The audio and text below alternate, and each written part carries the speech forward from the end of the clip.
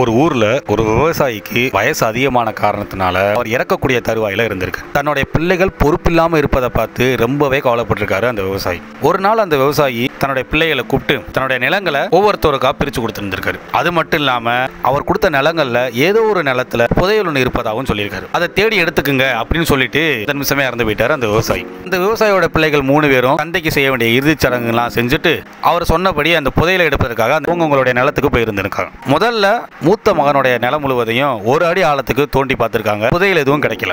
ஒருவேளை அப்பா 2 அடின்னு சொல்றதுக்கு பதிலாக 1 அடின்னு சொல்லியிருப்பார் போல அப்படின்னு அவங்க 3 பேருக்குள்ளே சந்தேகப்படும்படி பேசிட்டு மூத்தவருடைய நிலத்துல இன்னும் 1 அடி ஆழமா தோண்டி பார்த்திருக்காங்க. அப்பவும் அவங்களுக்கு புதையல் கிடைக்கல. எப்படியாவது புதையலை கண்டுபிடிச்சிடணும்னு சொல்லி 2வது மகனுடைய நிலத்துல 2 அடி வரைக்கும் தோண்டி இருக்காங்க.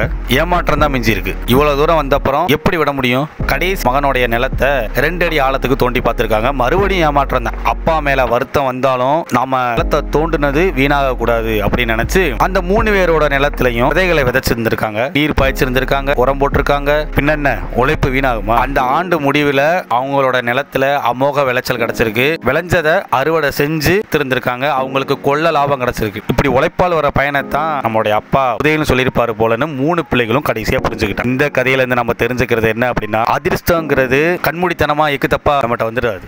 ஒரு குறிக்கோளை நோக்கி உழைச்சோம் அப்படின்னா கண்டிப்பா அதிர்ஷ்டங்கிறது கிடைக்கும். உழைச்சா மட்டும்தான் அதிர்ஷ்டங்கிறது கிடைக்கும் அப்படின்னு சொல்லி இந்த கதையை இதோட முடிச்சுக்கிறேன்.